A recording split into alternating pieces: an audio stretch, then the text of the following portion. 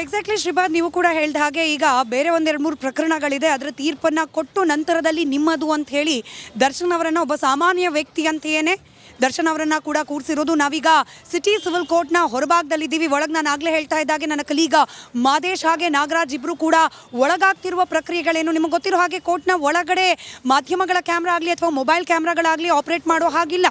ಹೀಗಾಗಿ ಕೋರ್ಟ್ನ ಒಳಗಿಂದ ಅವರು ಮಾಹಿತಿಯನ್ನು ಕಲೆ ಹಾಕಿ ನಮಗೆ ಕೊಡ್ತಾ ಇದ್ದಾರೆ. ನಾಗರಾಜ್ ಹಾಗೆ ಮಾದೇಶ್ ಹಾಗೆ ಹೊರಭಾಗದಿಂದ ಇಲ್ಲಾಗ್ತಿರುವ ಚಟುವಟಿಕೆಗಳೇನು ಅದನ್ನು ದೃಶ್ಯವನ್ನು ನಾವು ವೀಕ್ಷಕರಿಗೆ ಸೆರೆ ಹಿಡಿದು ತೋರಿಸುವ ಪ್ರಯತ್ನವನ್ನು ಮಾಡ್ತಾ ಇದ್ದೇವೆ. ಸದ್ಯಕ್ಕೆ ಈ ಬೇಲ್ಗೆ ಸಂಬಂಧಪಟ್ಟ ಜಾಮೀನು ಪ್ರಕ್ರಿಯೆಗೆ ಸಂಬಂಧಪಟ್ಟ ಒಂದಷ್ಟು ಫಾರ್ಮಲ್ ಪ್ರೊಸೀಜರ್ಗಳೇನಿರುತ್ತೆ ಅದನ್ನು ಮುಗಿಸುವ ಅನಿವಾರ್ಯತೆ ದರ್ಶನ್ ಅವ್ರಿಗಿರುವಂಥದ್ದು. ಹೀಗಾಗೇ ಕೋರ್ಟ್ಗೆ ಆಗಮಿಸಿದ್ದಾರೆ. ಧನ್ವೀರ್ ಹಾಗೆ ದಿನಕರ್ ಕೂಡ, ದರ್ಶನ್ ಅವರ ಸಹೋದರ ದಿನಕರ್ ಅವರು ಕೂಡ ದರ್ಶನ್ ಅವರ ಜೊತೆಯಲ್ಲೇ ಇದ್ದಾರೆ ಅನ್ನೋ ಮಾಹಿತಿ ಇದೆ. ಈಗ ದರ್ಶನ್ ಅವರು ಈ ಜಾಮೀನಿಗೆ ಸಂಬಂಧಪಟ್ಟ ಫಾರ್ಮಲ್ ಪ್ರೊಸೀಜರ್ಗಳಿಂದ ಒಂದಿಷ್ಟು ಶ್ಯೂರಿಟಿ ವಿಚಾರಕ್ಕೆ ಸಂಬಂಧಪಟ್ಟಂತೆ ಇರ್ಬೋದು, ಡಾಕ್ಯುಮೆಂಟ್ಗಳಿಗೆ ಸಹಿ ಹಾಕೋ ವಿಚಾರ ಇರ್ಬೋದು, ಅದೆಲ್ಲವನ್ನ ಕಂಪ್ಲೀಟ್ ಮಾಡಿದ ನಂತರವಷ್ಟೇ ಕಂಪ್ಲೀಟ್ ಆಗಿ ಸ್ಮಿತಾ, ಒಂದೇ ನಿಮಿಷ ವಾಪಸ್ ಬರ್ತೀವಿ. ಕೋರ್ಟ್ ಅಲ್ಲಿ ದರ್ಶನ್ ವಿಚಾರಣೆ ಆರಂಭ ಆಗಿದೆ. ನ್ಯಾಯಾಧೀಶರ ಎದುರು ದರ್ಶನ್ ಹಾಜರಾಗಿದ್ದಾರೆ ಅನ್ನುವಂಥ ಅಪ್ಡೇಟ್ ಈಗ ಲಭ್ಯ ಆಗ್ತಾ ಇದೆ. ಈಗ ನ್ಯಾಯಾಧೀಶರ ಎದುರು ದರ್ಶನ್ ಹಾಜರಾಗಿದ್ದಾರೆ. ಪ್ರೊಸೆಸ್ ಆರಂಭ ಆಗುತ್ತೆ. ಈಗ ಬರ್ತಾ ಇರುವಂತಹ ಮಾಹಿತಿಯ ಪ್ರಕಾರ ಕೋರ್ಟ್ ಅಲ್ಲಿ ದರ್ಶನ್ ವಿಚಾರಣೆ ಆರಂಭಗೊಂಡು ಈಗ ನ್ಯಾಯಾಧೀಶರ ಎದುರು ದರ್ಶನ್ ಹಾಜರಾಗಿದ್ದಾರೆ. ಬೇರೆ ಕೇಸನ್ನ ಏನು ಎತ್ಕೊಂಡಿದ್ರು ಜಡ್ಜ್ ಸಾಹೇಬರು, ಈಗ ಕೇಸ್ನ ವಿಚಾರಣೆ ಅಂತ್ಯಗೊಂಡು ಇವರನ್ನ ಈಗ ಕರೆದಿದ್ದಾರೆ. ಸದ್ಯಕ್ಕೆ ನ್ಯಾಯಾಧೀಶರ ಎದುರು ದರ್ಶನ್ ಹಾಜರಾಗಿದ್ದಾರೆ.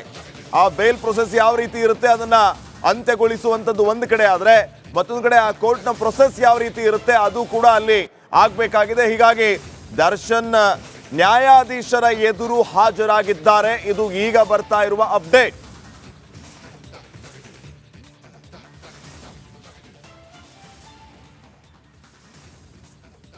ರೈಟ್, ಕೋರ್ಟ್ನಲ್ಲಿ, ಸೆಷನ್ಸ್ ಕೋರ್ಟ್ನಲ್ಲಿ ದರ್ಶನ್ ಜಡ್ಜ್ ಎದುರು ಬರಬೇಕಾಗತ್ತೆ. ಯಾಕಂತಂದ್ರೆ ಜಾಮೀನ್ದು ಪ್ರಕ್ರಿಯೆಗಳು ಏನು ಬಾಕಿ ಇದೆ ಅದನ್ನ ಮುಗಿಸ್ಬೇಕಾಗತ್ತೆ. ಹಾಗಾಗಿ ಅದನ್ನ ಕಾಂಪ್ಲೇನ್ಸ್ ಅಂತ ಹೇಳ್ತಾರೆ, ಅದನ್ನ ಮುಗಿಸೋ ಅಂತ ಒಂದು ಪ್ರಕ್ರಿಯೆ ಇದು. ಜಾಮೀನು ದೊರೆತ ಬಳಿಕ ದೃಶ್ಯಗಳನ್ನು ನೋಡ್ತಾ ಇದ್ದೀವಿ. ಸೆಷನ್ಸ್ ಕೋರ್ಟ್ ಅಲ್ಲಿ ದರ್ಶನ್ ಹಾಜರಾಗಿರ್ತಕ್ಕಂಥದ್ದು. ಜಡ್ಜ್ ಎದುರು ಅಪಿಯರ್ ಆಗಬೇಕು. ಅಪ್ಡೇಟ್ ಬರ್ತಾ ಇದೆ, ಬ್ರೇಕಿಂಗ್ ಅಪ್ಡೇಟ್ ಬರ್ತಾ ಇದೆ.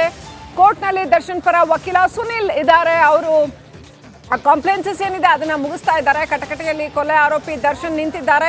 ಅಲ್ಲಿ ಜಡ್ಜ್ ಎದುರು ಇವರ ಜಾಮೀನಿನ ಉಳಿದ ಪ್ರಕ್ರಿಯೆಗಳು ಏನಿದೆ ಅದನ್ನ ಮುಗಿಸ್ಬೇಕಾಗತ್ತೆ. ಸುನಿಲ್ ವಾದ ಮಾಡ್ತಾ ಇದ್ದಾರೆ. ವಕೀಲ ಸುನಿಲ್ ದರ್ಶನ್ ಪರವಾಗಿ ಅಲ್ಲಿ ಏನು ಕಾನೂನಿನ ವಿಚಾರಗಳನ್ನ ಮಂಡಿಸ್ತಾ ಇದ್ದಾರೆ. ವಕೀಲ ಸುನಿಲ್ ದರ್ಶನ್ ಪರ ವಾದ ಮಾಡ್ತಾ ಇದ್ದಾರೆ. ಕಟಕಟೆಯಲ್ಲಿ ದರ್ಶನ್, ಕೊಲೆ ಆರೋಪಿ ದರ್ಶನ್ ನಿಂತಿದ್ದಾರೆ. ಈಗ ಅವ್ರಿಗೆ ಜಾಮೀನು ಸಿಕ್ಕಿದೆ. ಇನ್ನೇನು ಕೋರ್ಟ್ನಲ್ಲಿ ಉಳಿದ ನ್ಯಾಯಿಕ ಪ್ರಕ್ರಿಯೆಗಳನ್ನು ಮುಗಿಸಿ ಅವರು ಮನೆ ಕಡೆ ಹೋಗ್ತಾರೆ. ಸೊ ಮುಂದೇನು ಅನ್ನೋಂಥ ಪ್ರಶ್ನೆ.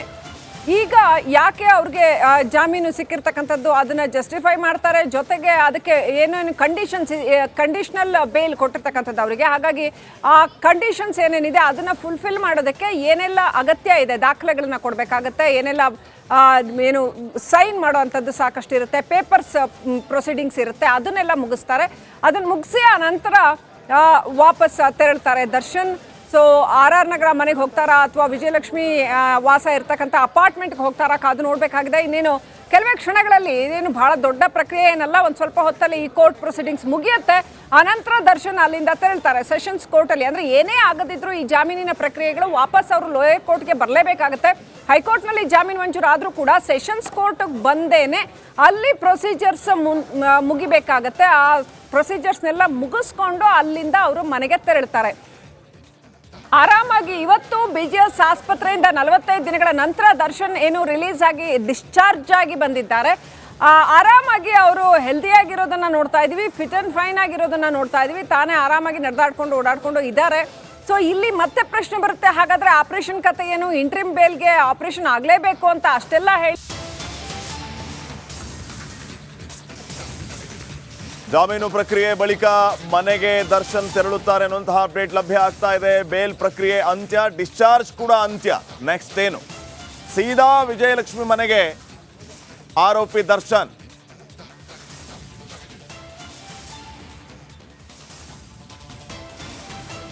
ಈಗಾಗಲೇ ಬೇಲ್ ಪ್ರಕ್ರಿಯೆ ಮುಗಿಸೋದಕ್ಕೆ ಅಂತ ಹೇಳಿ ಬಾಂಡ್ ಮೇಲೆ ಸಹಿ ಮಾಡೋದಕ್ಕೆ ಅಂತ ಕೋರ್ಟ್ ಹತ್ತ ದರ್ಶನ್ ತೆರಳಿರೋದು. ಅಲ್ಲಿ ಬೇಲ್ ಪ್ರಕ್ರಿಯೆ ಮುಗೀತಾ ಇದ್ದಂತೆ ಆಸ್ಪತ್ರೆಗೆ ಹೋಗ್ತಾರಾ ಅಥವಾ ಮನೆಗೆ ಹೋಗ್ತಾರಾ ಅನ್ನೋದು ಸದ್ಯಕ್ಕಿನ ಪ್ರಶ್ನೆ ಇದೆ. ಆದರೆ ಸದ್ಯಕ್ಕೆ ಬರ್ತಾ ಇರುವಂಥ ಮಾಹಿತಿಯ ಪ್ರಕಾರ ದರ್ಶನ್ ನೇರವಾಗಿ ಈ ಕಡೆ ಡಿಸ್ಚಾರ್ಜ್ ಪ್ರಕ್ರಿಯೆಯು ಅಂತ್ಯಗೊಂಡಿದೆ, ಈ ಕಡೆ ಬೇಲ್ ಪ್ರಕ್ರಿಯೆಯು ಅಂತ್ಯಗೊಳಿಸಿ ನೇರವಾಗಿ ಮನೆಗೆ ಹೋಗ್ತಾರೆ ಎನ್ನುವಂತಹ ಮಾಹಿತಿ ಲಭ್ಯ ಆಗ್ತಾ ಇದೆ.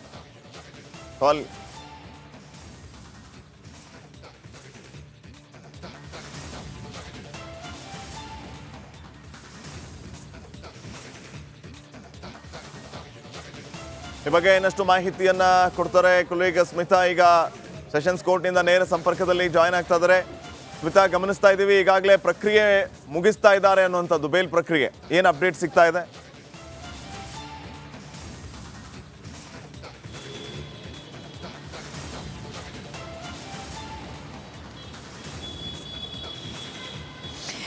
ಸದ್ಯಕ್ಕಿನ್ನೂ ಇಲ್ಲ ಶ್ರೀಪಾದ್. ಯಾಕಂತಂದರೆ ನೋಡಿ, ನ್ಯಾಯಾಲಯ ಅಂದಮೇಲೆ ಅದು ಸಿರಿವಂತನೋ ಅಥವಾ ಸಾಮಾನ್ಯನೋ ಸೆಲೆಬ್ರಿಟಿನೋ ಯಾರೇ ಆದರೂ ಕೂಡ ಆರೋಪಿ ಸ್ಥಾನದಲ್ಲಿ ಹೋದಾಗ ಪ್ರೋಟೋಕಾಲನ್ನು ಫಾಲೋ ಮಾಡಲೇಬೇಕು.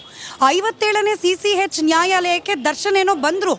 ಫಸ್ಟಿಗೆ ಅವ್ರು ಬಂದಾಗ ಪೀಠದಲ್ಲಿ ನ್ಯಾಯಮೂರ್ತಿಗಳು ಇರಲಿಲ್ಲ, ಹೀಗಾಗಿ ಕೂತ್ಕೊಳ್ಳಿ ಬೆಂಚ್ ಮೇಲೆ ಅಂತ ಹೇಳಿ ಅವ್ರನ್ನ ಕೂರಿಸಿದ್ದಾರೆ. ನ್ಯಾಯಾಧೀಶರು ಬಂದರೂ ಕೂಡ ಅಯ್ಯೋ ದರ್ಶನ್ ಬಂದಿದ್ದಾರೆ, ದೊಡ್ಡ ಸೆಲೆಬ್ರಿಟಿ ಅಂತ ಹೇಳಿ ಫೈನ್ ಬೇರೆ ಕೇಸ್ ಕೈಗೆತ್ಕೊಂಡಿದ್ದಾರೆ ಜಡ್ಜ್ ಅನ್ನುವಂಥ ಮಾಹಿತಿ ಈಗ ಲಭ್ಯ ಆಗ್ತಾ ಇದೆ.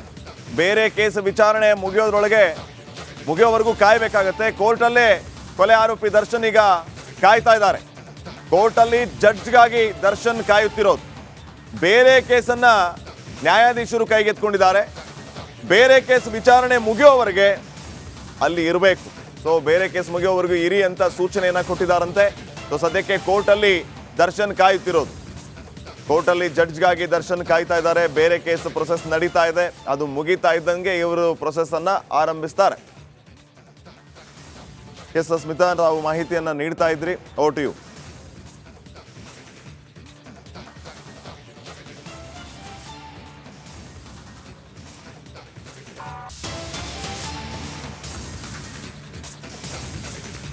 ಜಾಮೀನು ಪ್ರಕ್ರಿಯೆ ಬಳಿಕ ಮನೆಗೆ ದರ್ಶನ್ ತೆರಳುತ್ತಾರೆ ಅನ್ನುವಂತಹ ಅಪ್ಡೇಟ್ ಲಭ್ಯ ಆಗ್ತಾ ಇದೆ. ಬೇಲ್ ಪ್ರಕ್ರಿಯೆ ಅಂತ್ಯ, ಡಿಸ್ಚಾರ್ಜ್ ಕೂಡ ಅಂತ್ಯ.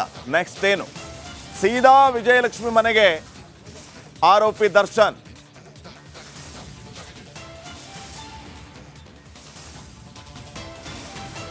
ಈಗಾಗಲೇ ಬೇಲ್ ಪ್ರಕ್ರಿಯೆ ಮುಗಿಸೋದಕ್ಕೆ ಅಂತ ಹೇಳಿ ಬಾಂಡ್ ಮೇಲೆ ಸಹಿ ಮಾಡೋದಕ್ಕೆ ಅಂತ ಕೋರ್ಟ್ ಹತ್ತ ದರ್ಶನ್ ತೆರಳಿರೋದು. ಅಲ್ಲಿ ಬೇಲ್ ಪ್ರಕ್ರಿಯೆ ಮುಗೀತಾ ಇದ್ದಂತೆ ಆಸ್ಪತ್ರೆಗೆ ಹೋಗ್ತಾರಾ ಅಥವಾ ಮನೆಗೆ ಹೋಗ್ತಾರಾ ಅನ್ನೋದು ಸದ್ಯಕ್ಕಿನ ಪ್ರಶ್ನೆ ಇದೆ. ಆದರೆ ಸದ್ಯಕ್ಕೆ ಬರ್ತಾ ಇರುವಂಥ ಮಾಹಿತಿಯ ಪ್ರಕಾರ ದರ್ಶನ್ ನೇರವಾಗಿ ಈ ಕಡೆ ಡಿಸ್ಚಾರ್ಜ್ ಪ್ರಕ್ರಿಯೆಯು ಅಂತ್ಯಗೊಂಡಿದೆ, ಈ ಕಡೆ ಬೇಲ್ ಪ್ರಕ್ರಿಯೆಯು ಅಂತ್ಯಗೊಳಿಸಿ ನೇರವಾಗಿ ಮನೆಗೆ ಹೋಗ್ತಾರೆ ಎನ್ನುವಂತಹ ಮಾಹಿತಿ ಲಭ್ಯ ಆಗ್ತಾ ಇದೆ.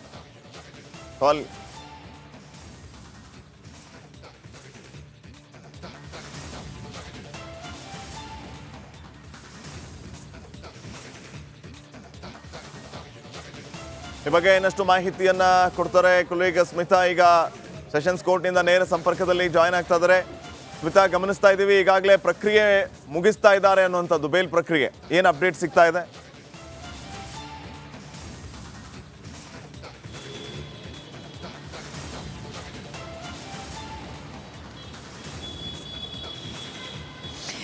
ಸದ್ಯಕ್ಕಿನ್ನೂ ಇಲ್ಲ ಶ್ರೀಪಾದ್. ಯಾಕಂತಂದರೆ ನೋಡಿ, ನ್ಯಾಯಾಲಯ ಅಂದಮೇಲೆ ಅದು ಸಿರಿವಂತನೋ ಅಥವಾ ಸಾಮಾನ್ಯನೋ ಸೆಲೆಬ್ರಿಟಿನೋ ಯಾರೇ ಆದರೂ ಕೂಡ ಆರೋಪಿ